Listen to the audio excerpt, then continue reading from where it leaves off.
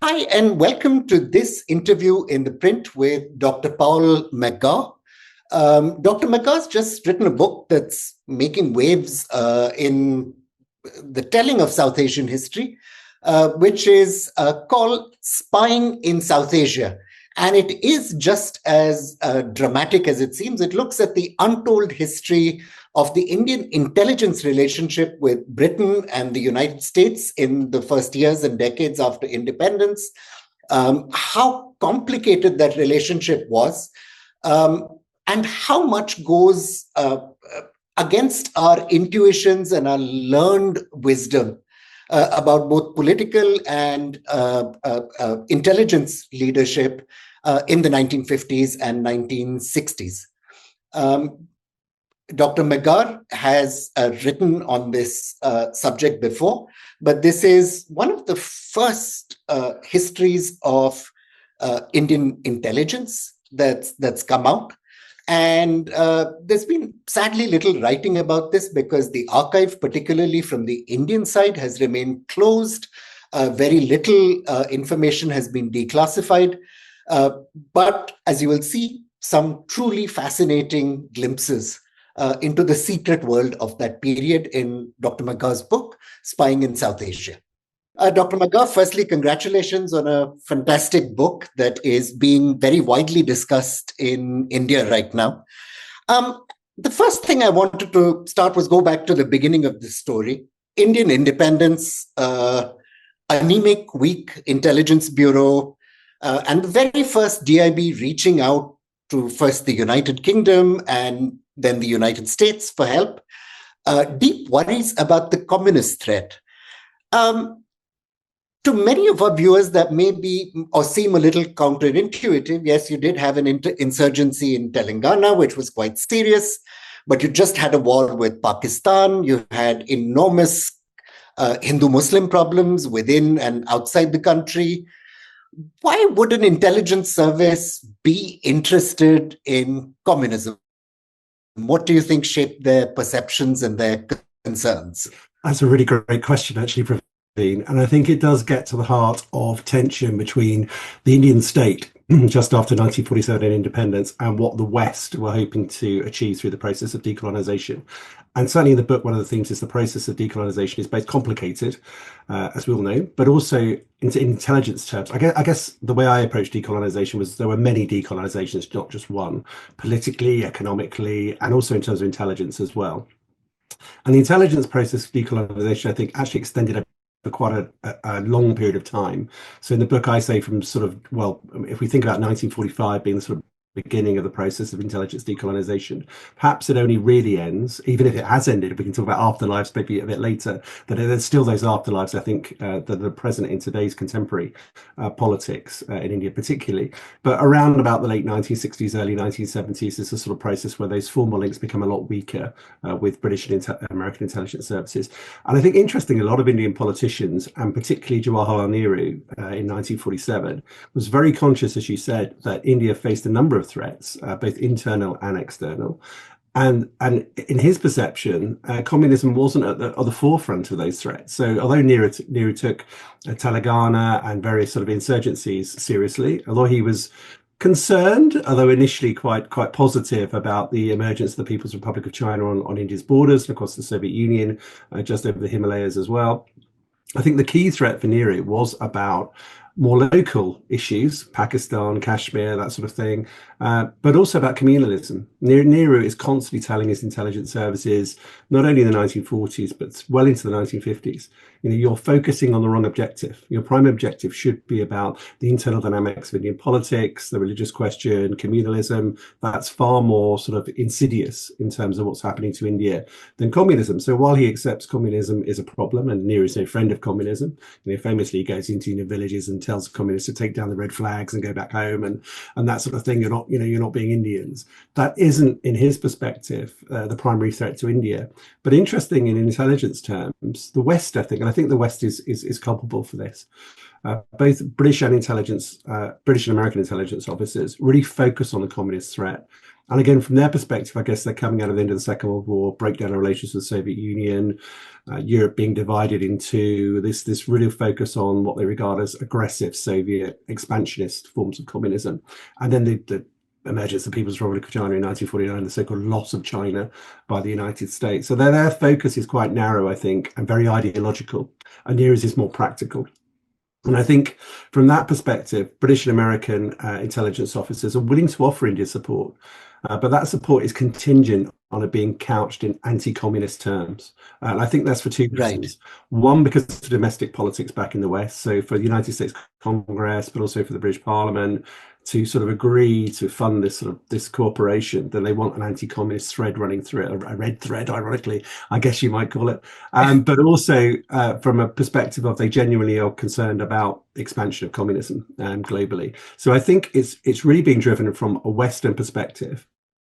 And interestingly, I think they find sympathetic ears within India, particularly Sanjavi, but also more so B.M. Malik when he becomes head of the Intelligence Bureau after Sanjavi. And Malik is, a rabid anti-communist. He holds no truck with communism. So interesting in intelligence terms, I think the West are pushing against an open door. In political terms, they get a lot more resistance from Nehru and his cabinet in terms of how intelligence is being framed in an Indian context. So I think largely it's a complex amalgam of factors, really, but largely coming from Western pressure from the British MI5, but also from the Central Intelligence Agency in the United States to make sure that India is focusing on that communism. So, and that creates tremendous tensions. It creates this dual track policy, I think, in India, where the Indians want security support because they're battling that tension between security and sovereignty.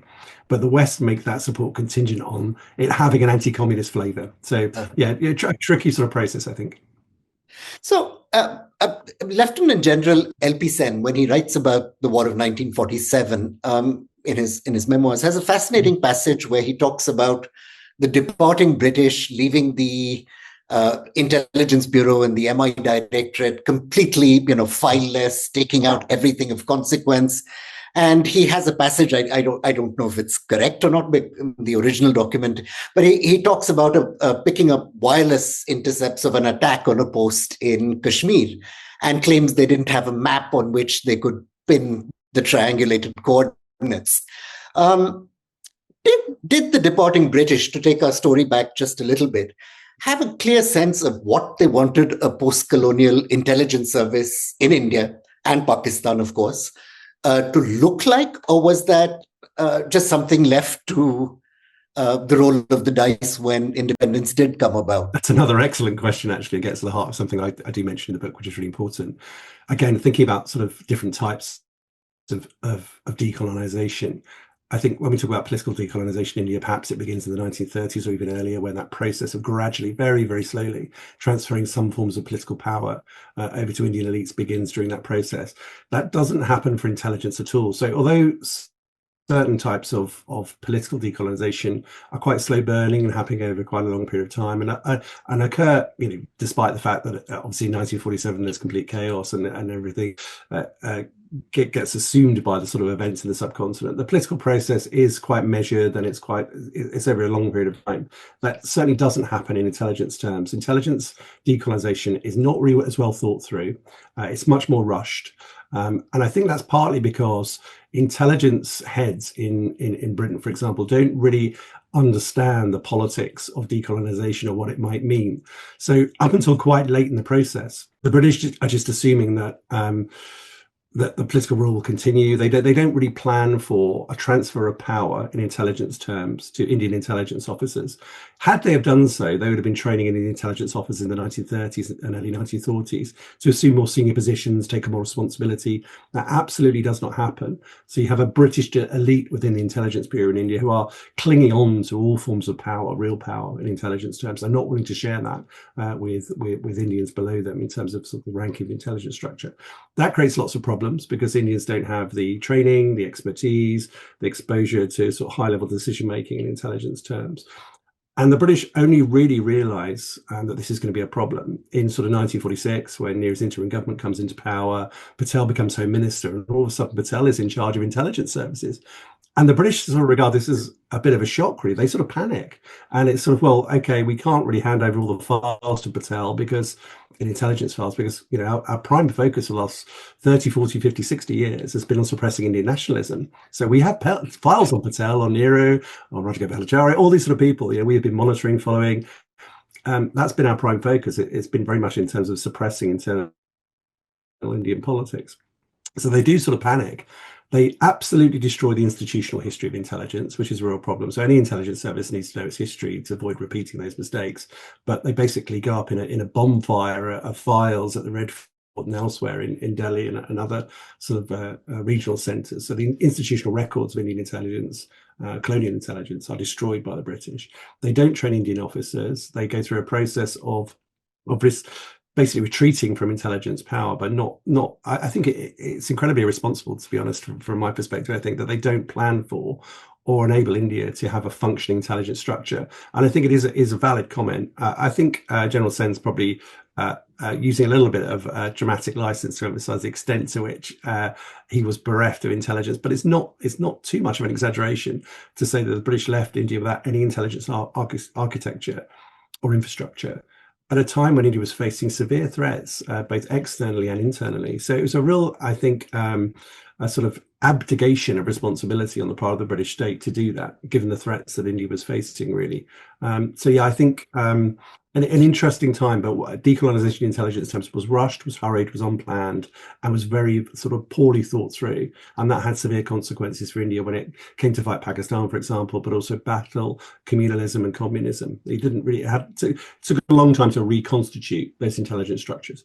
Right. And one of the abiding legacies, of course, of this was that intelligence in India was and is a policeman's game rather than a professional service. One of the things that astounds me in your story is which I hadn't realized, is how young Sanjeevi was when he took office.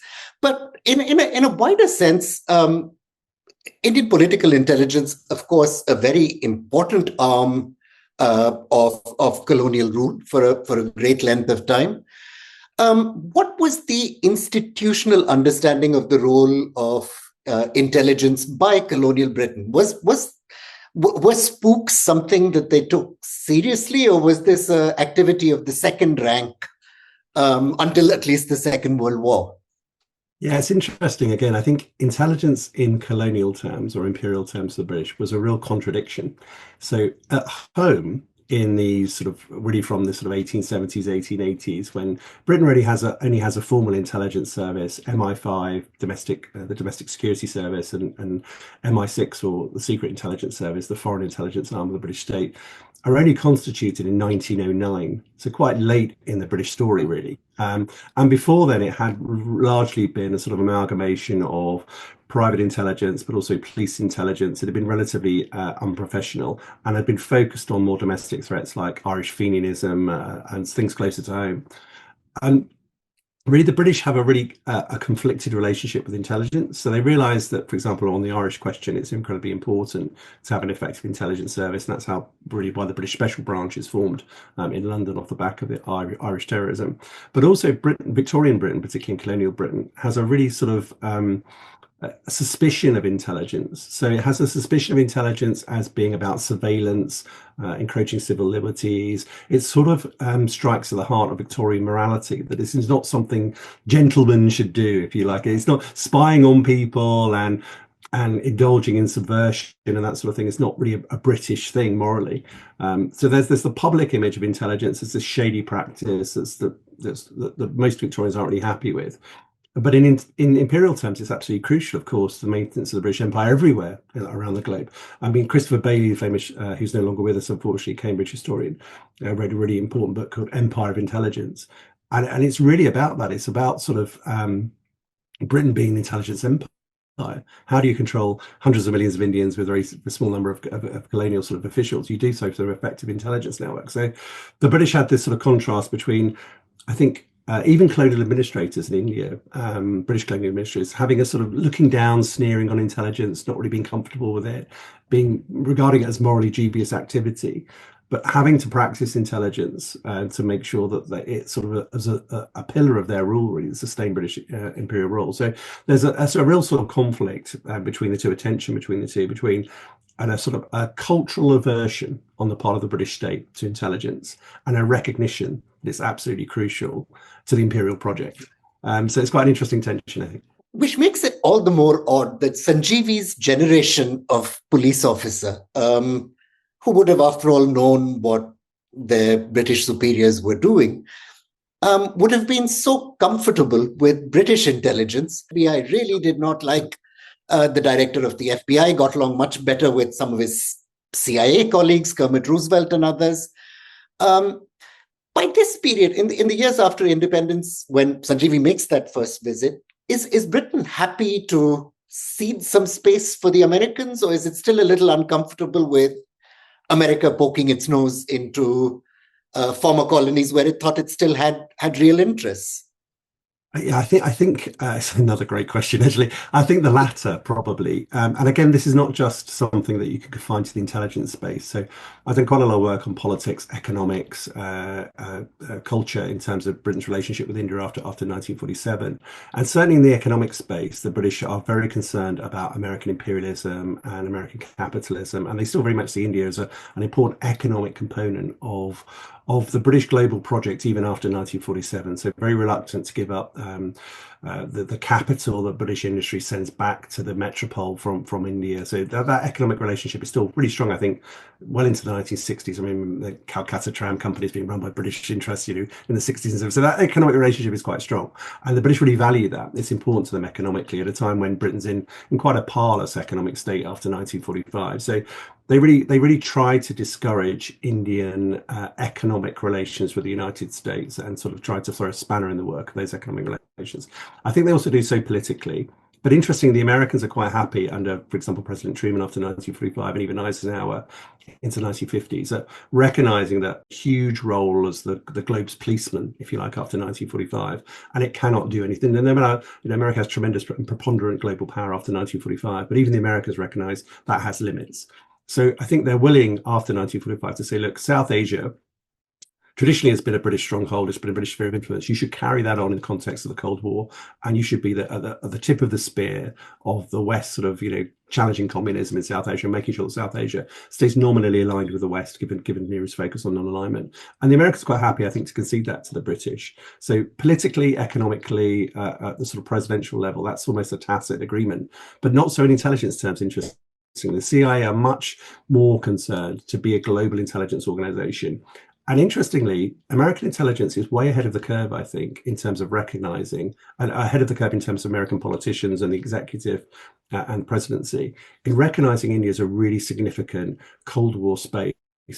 Culturally, in terms of military power, in terms of economic power, the CIA recognized that India is going to be a massive player in the post-war world in ways that Washington generally just doesn't recognize. So Truman and Eisenhower famously take quite a long time to warm up to India. Eisenhower, particularly late 1950s, really, before he recognizes that India is a significant power the United States needs to invest time and effort in courting. The CIA is there sort of in the late 1940s. It sort of recognizes that India is this power that it needs to get on the right side of and can be a really important intelligence player in the Cold War. That does create tensions with the British, because the British don't want the CIA poking their nose in India, and for various reasons. One, because Britain recognizes, I think, that economically and politically its power is waning after 1945. So how does it give something to the relationship with the Indian state that's going to be valued, that's going to enable that connection to remain quite strong? Well, one of the ways it can do so, it can't really do so economically, it can't really do so politically so much, it can do so in intelligence terms. So intelligence is seen as sort of an ace in the hole for the Britain, if you like, in terms of something of value they can give to the Indian state that's going to be recognized and will cement that relationship and keep it strong. Well, they don't want the CIA sort of complicating that relationship and being problematic. And I think that sort of general structural issue is underlaid by a cultural issue, and that people like Sanjeevi and even B.M. Malik, I would say, are much more culturally comfortable with the British.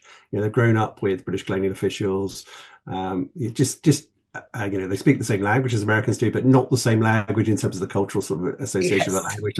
So there's that sense in which they feel much more comfortable. And also, I think the key thing, as you mentioned before, is that that FBI CIA relationship. So the British intelligence relationship is with MI5, the security service, whose role is counterintelligence, like catching and finding spies, and also counter subversion, suppressing political movements that might be a threat to the state. So Nehru sees that as a value, something that's going to help India, but not try to subvert or undermine the Indian state, not involved in getting involved in espionage or covert action.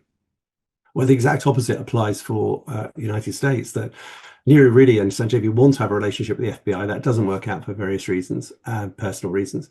And they have a relationship with the CIA. So Nehru is always worried that the CIA won't be helping India with counter subversion and that sort of stuff.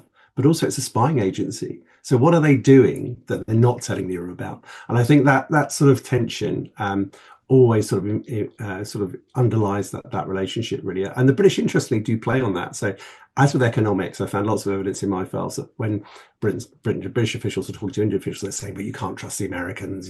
There's this sort of, the American and Britain are allies, but they're also competitive allies, and British officials are not below trying to undermine American influence in India in economic terms, in political terms, but also in intelligence terms as well. So it's quite an interesting sort of tension there.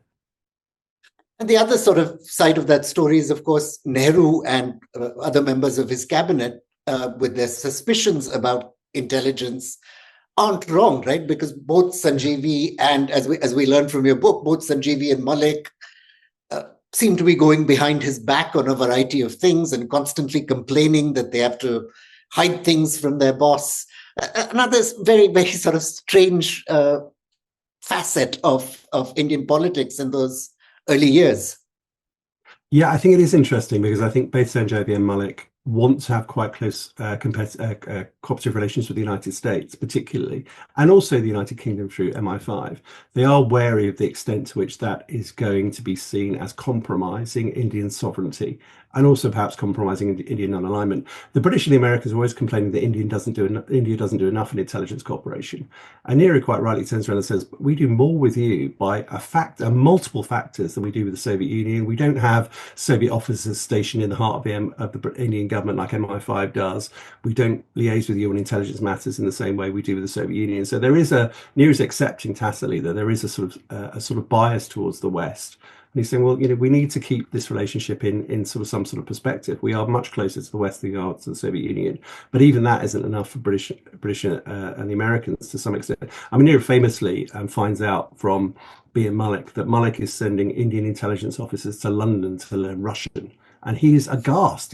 Why are you sending intelligence officers to London rather than Moscow to learn Russian? That is crazy. So this, that to Nehru undermines the extent to which his own intelligence services have tilted far too far towards the West and not showing appropriate sort of balance in that regard. So yeah, there is quite a lot of tension there and a reluctance, I think, on the part of B. and Malik particularly to just say how far he is going. And again, I guess to some extent we get into the realm of plausible deniability as well.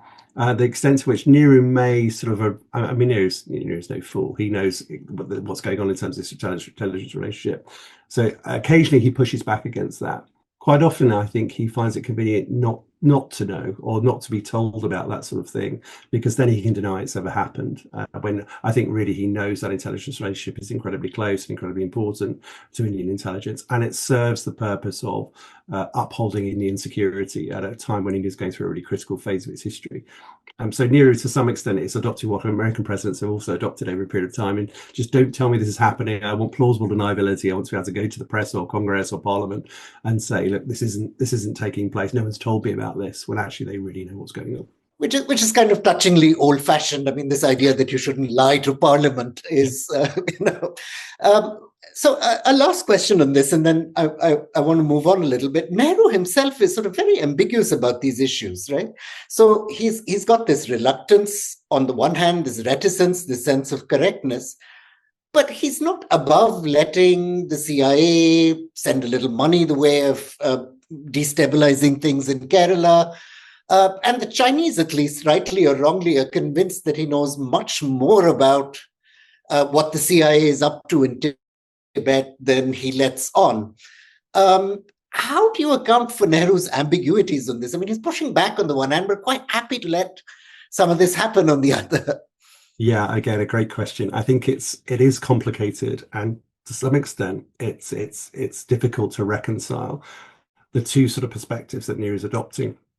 And I think it comes down to Nero's pragmatism ultimately. And I think this is the case of many politicians, that sometimes they don't like what they have to do, but they have to hold their nose because it's the bigger, the greater good is in pursuing a certain type of policy. So Nero famously throughout the 1950s and 1960s is a very vocal critic of the Central Intelligence Agency, both publicly, but also in private to Indian chief ministers, members of his cabinet.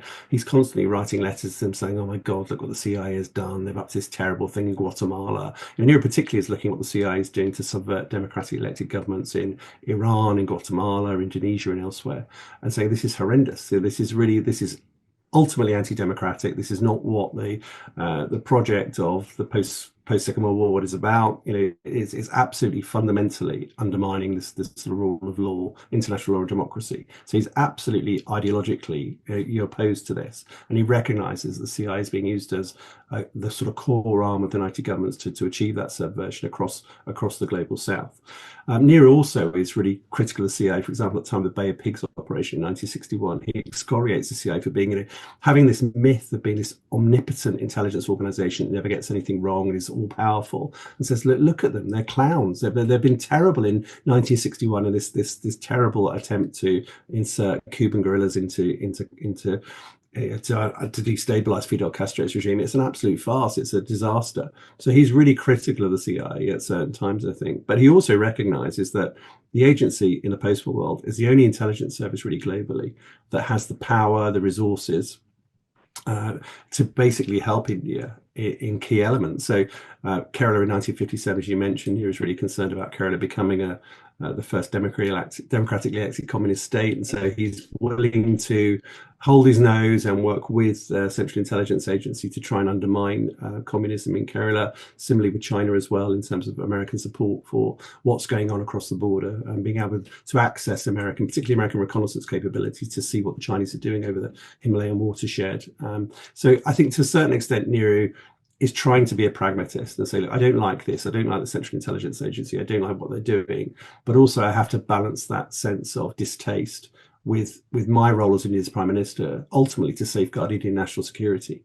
And I think that's really no, I think that's one of the most valuable insights from your book, because in Indian discussions, Nehru is always cast as this sort of starry-eyed or naive, if you from the other end of the fence, idealist. And this book actually shows him grappling with some fairly complicated conflicts and tensions. I wanted to ask a little bit in the last few minutes we have about what it was like mining this archive, because yes, Professor Chris Bailey did this work on the Mughal period and so on, but nobody's really looked at this in the modern period, and kind of half the archive, the Indian side, has been buried under, whatever. What was it like reaching into this archive when you first started writing, the papers you did, and then eventually the book? Yeah, so really the book came about largely by accident. So I was writing a book about the Cold War in India and India's relationship with the United States, Great Britain, and the Soviet Union in economic, political, and cultural terms. But I kept coming across intelligence files. So, any historian is a bit like a journalist, really. We root around in files, we find information, we accumulate scraps of information that we want to piece together.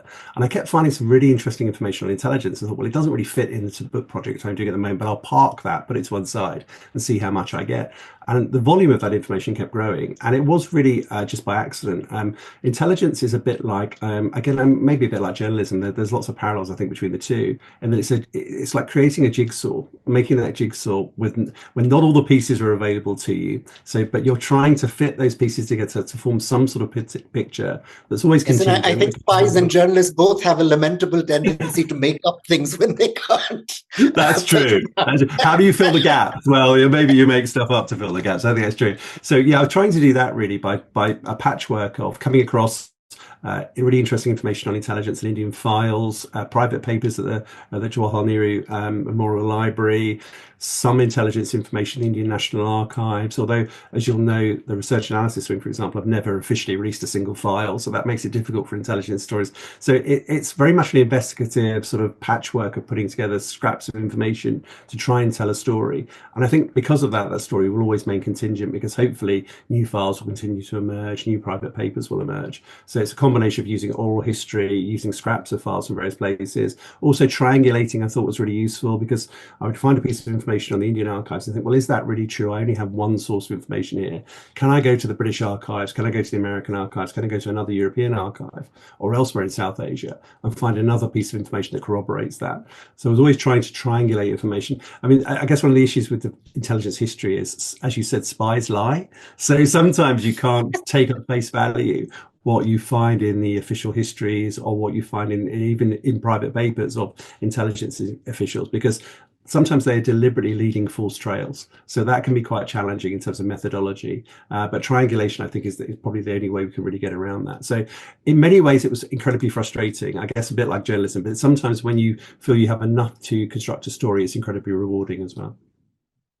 It's certainly been a fascinating book. And I'll just ask a last question. In the course of your archival work, did you ever have the opportunity to discuss with Indian officials their declassification policies, which, as you said, RAW's never released anything, including some things which are floating around the internet? Did you have the opportunity ever to talk to people and contrast the absurdity of some documents being available in the United Kingdom or the United States, but then the Indian side of the story not being available at all? Yeah, absolutely. And I did have this discussion with American officials, with British officials, and with Indian officials. And they all, interestingly, have a very similar perspective or take on that. And one of the key takes is, unless we are receiving public pressure, and it has to be public pressure, political pressure, to be more transparent and open with our publics, then we see no obligation on our part to do so. So the intelligence services particularly are of the opinion, I think, that although some of them, and I think even Raw is doing this, are trying to get ahead with what they call forward history, so telling their own story rather than letting journalists and historians tell that story. In doing so, they are not releasing records. So they're telling that story in a way that doesn't enable us to challenge or to criticize that story, because we don't have access to the resources they're actually using. But I did press them on that, and they were saying, well, the only way you're going to get change is if the public demand that change. And that's frustrating from a historian's perspective, because I think we all need to know our own national histories, and part of that national history is an intelligence history. So I don't think it's incumbent, particularly on democracies like India and the United States and the United Kingdom. There is a sense in which publics need to be, or should be, aware of how their national security policy is being framed and conducted, and has been in the past. And intelligence is a huge component of that policy, really. And so to deny public access to that, I think, is problematic. I don't think that's going to change, however, and that hidden history is going to be revealed until there's a lot more public pressure, both in the United Kingdom, the United States, and India. And interestingly, in all three countries, although they're very difficult politically, culturally, etc., there isn't that public pressure, which is interesting, really. I don't see any public pressure in the United Kingdom or the United States or India on behalf of the public to say we want to know more about that element of our history, which I think is a shame. But maybe that's incumbent upon historians and journalists and public advocates to try and mobilize that support for a more transparent and open approach to intelligence history. No, you're absolutely right. And one of the stranger things is the 60s and 70s, long time ago now, there was much more public pressure to know about why certain things happened the same way. We seem to have forgotten that. Thank you very much for your time, Dr. McGurk, and we'll all be looking forward to the next book, whenever that is. Oh, thank you very much, Praveen. It's been an absolute pleasure to speak to you. Thank you for your incredibly acute questions. I really appreciated them.